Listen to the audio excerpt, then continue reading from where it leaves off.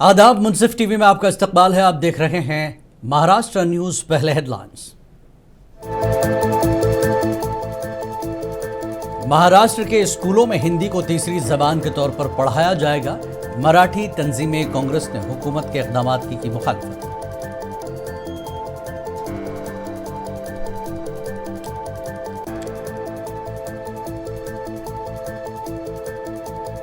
मरकजी हुकूमत ने फास्टैग पर मबनी सालाना पास मुतारफ कराया। मरकजी वजीर नितिन गडकरी ने कहा 15 अगस्त से लागू होगा पास।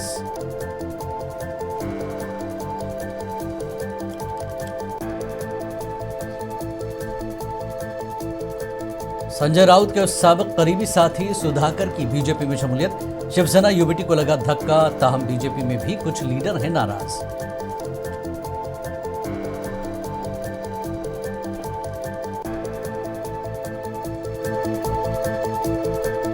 मुंबई पुणे एक्सप्रेसवे पर टनल के अंदर पेश आया हादसा। पुलिस की गाड़ियां आपस में टकराईं। 1 दर्जन से ज्यादा एहलकार जख्मी होने की खबर।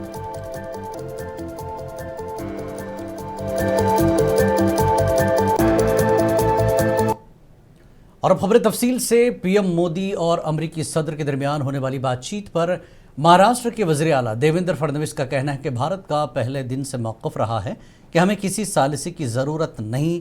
भारतीय फौज की जानिब से पाकिस्तान के फौजी हवाई अड्डों को तबाह करने के बाद पाकिस्तान जंगबंदी का मुतालबा करने आया। उसने कई ममालिक से भारत से जंगबंदी का ऐलान करने की दरख्वास्त की, लेकिन भारत ने वाज़ेह मौक़िफ़ इख्तियार किया कि किसी तीसरे मुल्क को मदाखलत की ज़रूरत नहीं है।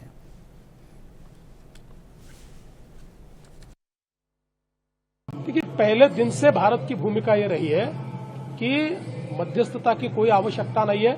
इसीलिए जब भारत की सेना ने पाकिस्तान के हवाई अड्डों को एक प्रकार से सैनिकी हवाई अड्डों को तहस नहस किया, उसके बाद पाकिस्तान जब सीज फायर पर आया और उसने कई देशों से विनती की कि भारत को कहिए कि हमारे साथ सीज फायर करिए, तो भारत ने स्पष्ट भूमिका रखी कि किसी देश को बीच में आने की आवश्यकता नहीं है।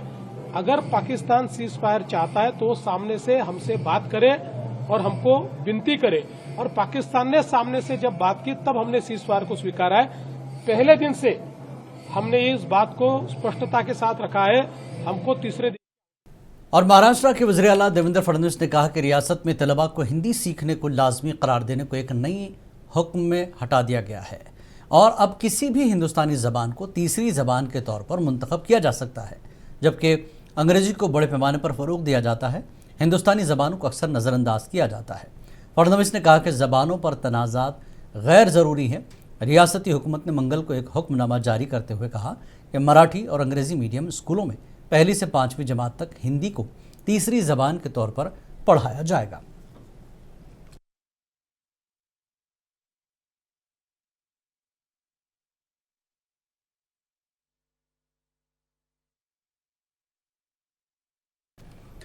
महायुति हुकूमत ने मंगल की रात एक सर्कुलर जारी किया जिसमें रियासत के मराठी और अंग्रेजी मीडियम स्कूलों में 1 से 5वीं जमात तक हिंदी को तीसरी इख्तियारी और लाजमी ज़बान के तौर पर वापस लाया गया, जबकि कुछ मराठी ज़बान के हामियों ने हुकूमत पर इल्ज़ाम लगाया कि वो इब्तिदाई तौर पर पीछे हटने के बाद बैकडोर के जरिए पॉलिसी को दोबारा मुतारफ़ कर रही है। अपोजिशन कांग्रेस ने वज़ीर आला फडणवीस पर मराठी लोगों के सीने पर छुरा घोंपने का इल्ज़ाम लगाया। सर्कुलर में कहा गया कि तमाम मीडियम स्कूलों में मराठी लाजमी ज़बान होगी। और महाराष्ट्र के वज़ीर तालीम दादा भुसे ने स्कूलों में हिंदी को तीसरी ज़बान के तौर पर पढ़ाए जाने के हुकूमती फैसले का दिफा करते हुए कि ये रोज़मर्रा की तरसील में बड़े पैमाने पर इस्तेमाल होती है और इससे 12वीं जमात के तलबा को आला तालीम में मदद मिलेगी। उन्होंने निसाब के मुताबिक मराठी न पढ़ाने वाले स्कूलों के खिलाफ सख्त कार्रवाई का इंतबाह भी दिया। सभी माध्यम की स्कूलों में मराठी भाषा जो हमारी राज्य भाषा है उसको पढ़ाना ये बंधनकारक सरकार का निर्णय है। मुंबई और महाराष्ट्र और भारतवर्ष में कई जगह पर कई स्कूलों में तीसरी भाषा कई सालों से पढ़ाई जाती है। तो अभी महाराष्ट्र सरकार ने निर्णय किया है उस क्लास के विद्यार्थी तीसरी भाषा के तौर पर स्टूडेंट्स और उनके पालक जो मांग करेंगे वो उनको सिखाई जाएंगी। पिछले कुछ अरसे से मुंबई में मसाजिद पर नस्ब लाउडस्पीकर का मामला मुसलसल जोर पकड़ता जा रहा है। इस सिलसिले में मुंबई के बायकुला असेंबली हल्के के एमएलए मनोज जामसोदकर ने लाउडस्पीकर के मामले पर आगरीपाड़ा के सीनियर पीआई संजय नाले से मुलाकात की और बातचीत की। एमएलए ने कहा कि वो एक मदरसे के लोगों के साथ सीपी से मिल रहे हैं और अपनी तजावीज़ पेश करेंगे।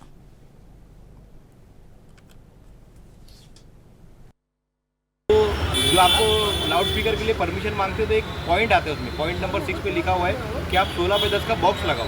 तो जो बॉक्स लगाने वाली जो बात है, वो बॉक्स लगाने वाली बात कहीं पर भी कोई भी जजमेंट में लिखा हुआ नहीं है कि 16/10 का बॉक्स लगाओ। एक ये चीज़। और दूसरी चीज़ ये, डायरेक्टर जनरल ऑफ पुलिस ने एक सर्कुलर जारी किया 11/4/2025 का, जिसके अंदर जो लिखा हुआ है कि आप जो है कोई एप्लीकेशन कर रहे हैं तो उसकी प्रॉपर्टी की डिटेल्स लूँ और उसमें इंक्वायरी करो, ये सारी चीज़ों के बारे में जो डायरेक्शन वगैरह ना, वो कि किसी भी ऑर्डर में नहीं है। तो ये जो 2 पॉइंट है, यही जो है लोगों में ना परेशानी पैदा कर रहे हैं। और उसी तरीके से आज हम लोग यहाँ पे सीनियर पीआई जो है यहाँ के नले साबुन को मिलने के लिए आए। उनसे काफ़ी अच्छे तरीके से बातचीत हुई। डेसिबल मेंटेन करने की जो बात थी वो यहाँ पे हम लोग बैठ के सब तय किए और पुलिस से भी अच्छी कोऑपरेशन की हमको मांग थी कि वो पुलिस से कोऑपरेशन होना चाहिए, कोई भी एक दबाव तंत्र या ऐसा कुछ नहीं आना चाहिए। वो हिसाब से हम लोग यहाँ पे आए थे। बार बार पुलिस स्टेशन से जो फ़ोन आ रहा था उसके बारे में आए थे। तो पुलिस ने हमारी सभी लोगों की ट्रस्टी की, हमारे साथ हमारे लॉयर थे, एडवोकेट हमारे खालिद भाई थे। तो सभी चीज़ों में लीगल पे भी बातचीत हुई और पुलिस स्टेशन ने भी अच्छा सहयोग करने की भूमिका ली। ट्रस्टी और हम आवाम ने भी सहयोग करने की भूमिका ली। इस माध्यम से काफ़ी अच्छे वातावरण में चर्चा हुई। आने वाले दिनों में हम लोग सभी लोग जो भी हमारे एमएलएज वगैरह बाकी के लोग भी हैं, यहाँ के लोकल रिप्रेजेंटेटिव जो बाकी के हैं, यहाँ के मस्जिद के और मदरसा के जो प्रमुख लोक प्रतिनिधि हैं, उनको लेके हम लोग सीपी। मरकजी वजीर ट्रांसपोर्ट नितिन गडकरी ने ऐलान किया कि 15 अगस्त 2025 से लागू होने वाले 3,000 रुपये के फास्टैग पर मबनी सालाना पास मुतारफ़ कराएगी। एक्स पर एक पोस्ट में गडकरी ने वजाहत की कि पास एक्टिवेशन की तारीख से 1 साल के लिए या 200 ट्रिप्स तक के लिए वैलिड होगा। ये पास खुसूसी तौर पर गैर तिजारती निजी गाड़ियों जैसे कारों, जीप और वैन्स के लिए डिज़ाइन किया गया है।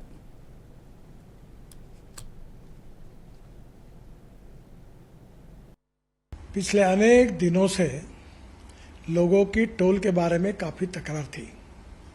सरकार ने जो निर्णय किया है वो बहुत बड़े प्रमाण पर जनता को राहत देने वाला है, जिसमें 3,000 रुपये में जो पास है साल भर का, उसकी अगर टोल पे किया जाएगा तो उसकी कीमत कम से कम 10,000 से ज़्यादा रुपये का टोल देना पड़ता था, वो केवल 3,000 रुपये में होगा।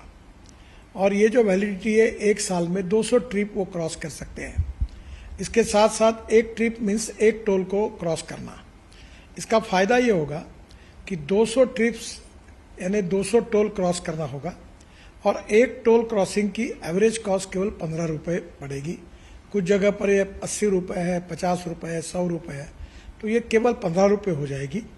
और मान लीजिए एक टोल पर आप 50 रुपये भी देते हो तो 200 टोल क्रॉस करने पर उसकी कीमत 10,000 होगी। उसके बदले में आपको केवल 3,000 रुपये में ये पास मिलेगा, एनुअल पास, और सालाना 7,000 रुपये की बचत होगी। और अभी जो सिस्टम हम लोग ला रहे हैं उसके बाद टोल नाके पे जैसे रुकना पड़ता था, रुकने की भी ज़रूरत नहीं पड़ेगी और निश्चित रूप से ये जनता को ये स्कीम से राहत मिलेगी। ये स्कीम केवल नेशनल हाईवे के लिए है क्योंकि वही हमारा अधिकार है। बाकी रोड जो स्टेट के होते हैं उसके ऊपर ये लागू होने का प्रश्न ही नहीं होता। मैं फिर से एक बार आपको ये विश्वास दिलाता हूँ कि इससे काफ़ी बड़ी राहत मिलेगी और 15 अगस्त से ये स्कीम पूरे भारत भर शुरू होगी। और उद्धव ठाकरे की ज़ेर क़यादत शिवसेना यूबीटी को एमपी संजय रावत के साबिक़ करीबी साथी सुधाकर के बीजेपी में जाने से धक्का लगा। बीजेपी के वजीर गिरीश महाजन ने, जो नासिक में पार्टी के मामलात की निगरानी करते हैं, ने बाज़ाब्ता तौर पर सुधाकर को पार्टी में शामिल किया। इससे रियासती और मकामी लीडरों में बेचैनी फैल गई। रियासती बीजेपी के सरबराह चंद्रशेखर बावनकुले भी इस मौके पर मौजूद थे। बीजेपी के एक खेमे में सुधाकर की शमूलियत की मुखालफत की जा रही है। शिवसेना यूबीटी के रुकन पार्लियामेंट संजय राउत ने अपने करीबी साथी सुधाकर के बीजेपी में शामिल होने पर रद्दमल जाहिर किया है। संजय राउत ने इस मौके पर बीजेपी को मुल्क मुखालिफ पार्टी करार दिया।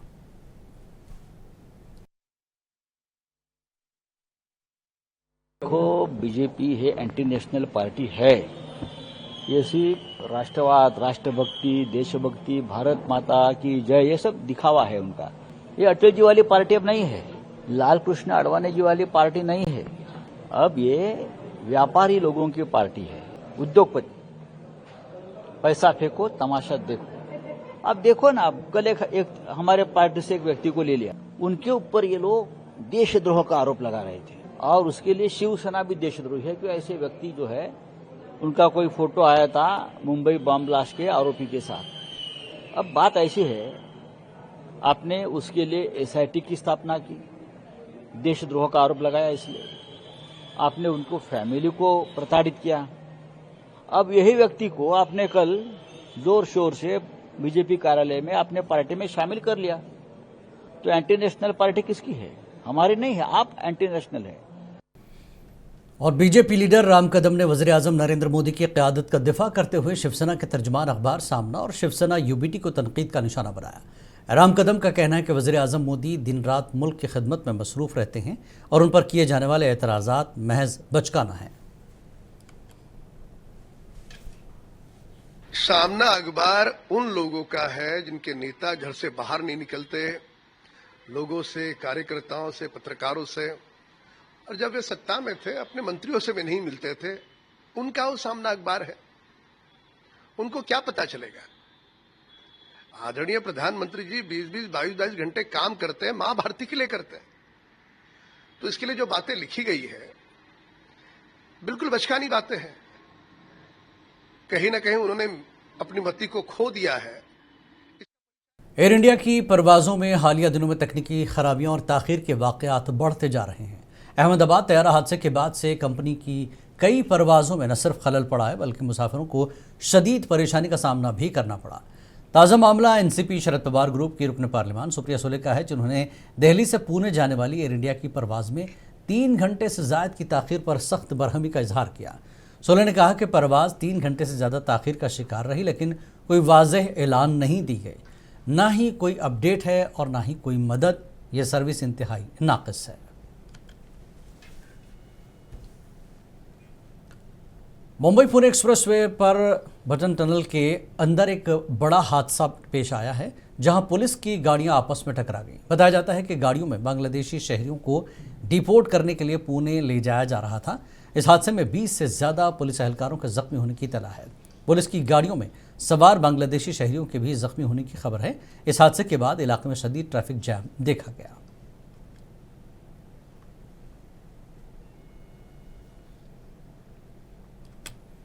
और पुणे में Indian council of medical research के कंप्यूटिंग क्लस्टर नक्षत्रा में एक आला कारकर्दगी वाला कंप्यूटिंग सिस्टम शुरू किया गया है। इदारे के डायरेक्टर डॉक्टर नवीन कुमार का कहना है कि कोविड के नए वेरिएंट्स, वायरस और पैथोजेंस मंजर आम पर आ रहे हैं। पहले इसकी तहकीक के लिए वसाइल नाकाफ़ी थे, लेकिन अब नए कंप्यूटिंग सिस्टम से काफ़ी सहूलत होगी।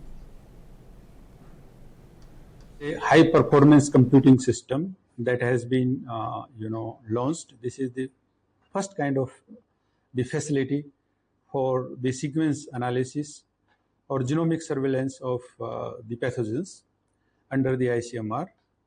So nowadays lot of new variants or new viruses or new pathogens are being reported, as I discussed during my presentation as well. So the resources what we had were not enough, because it takes a lot of time. So if you want to analyze the millions of sequences that are in the public domain, so it takes a lot of time.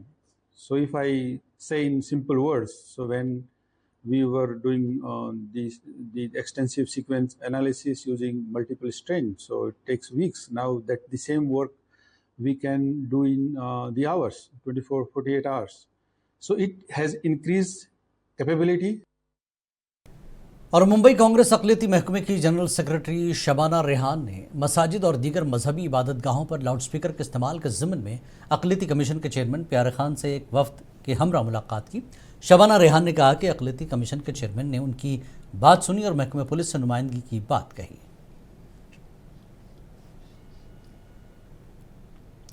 और महकमे मौसमियात ने महाराष्ट्र में आइंदा 4 दिनों तक भारी बारिश की पेशगोई की है। हिंदुस्तान के महकमे मौसमियात ने ऐलान किया कि बहरे अरब में कम दबाव वाले इलाके की वजह से ख़ास तौर पर कोंकण और मध्य महाराष्ट्र के इलाकों में भारी बारिश मुतवक्के है। रायगढ़, रत्नागिरी, सिंधुदुर्ग जैसे अजला में आज और कल शदीद बारिश होगी।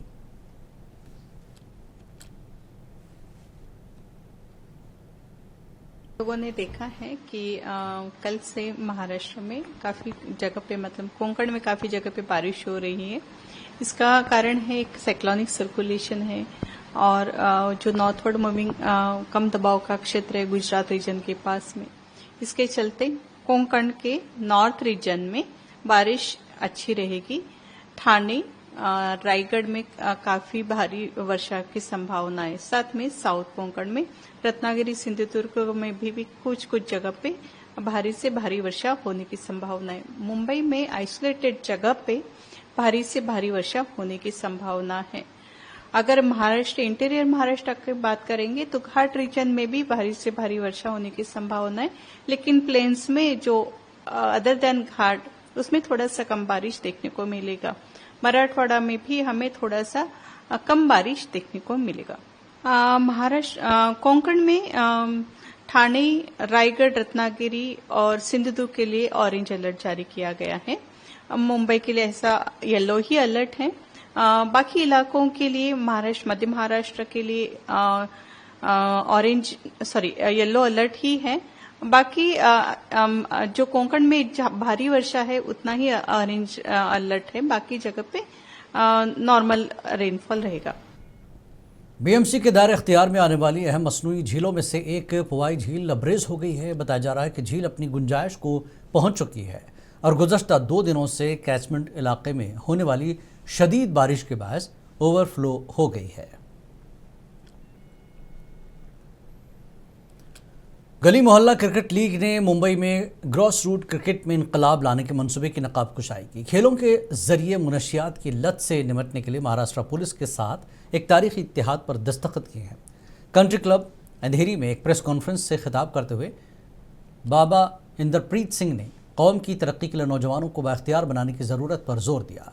लीग के इफ्तिताही मैच महाराष्ट्र पुलिस के ताउन से मुनक्किद किए जाने वाले खारजिम खाना में मुनक्किद किए जाएंगे।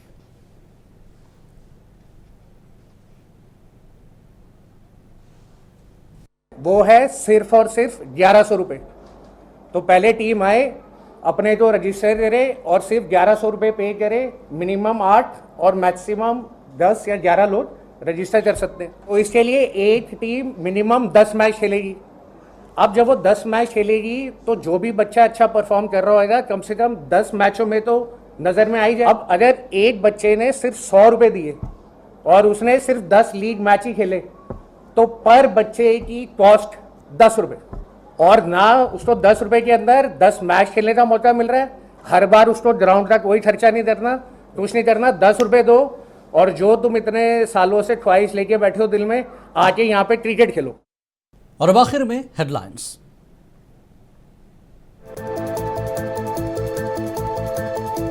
महाराष्ट्र के स्कूलों में हिंदी को तीसरी जबान के तौर पर पढ़ाया जाएगा। मराठी तंजीमें, कांग्रेस ने हुकूमत के इक़दामात की मुखालफत की।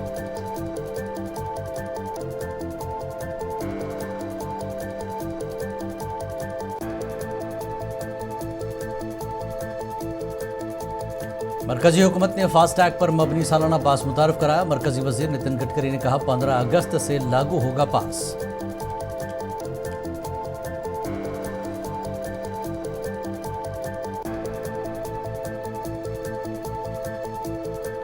संजय राउत के साबिक करीबी साथी सुधाकर की बीजेपी में शमूलियत। शिवसेना यूबीटी को लगा धक्का, ताहम बीजेपी में भी कुछ लीडर हैं नाराज।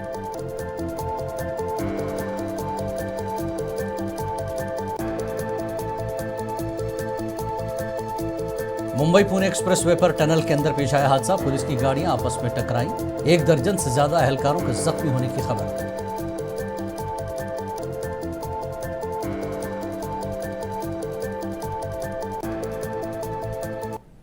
महाराष्ट्र न्यूज में फिलहाल इतना ही।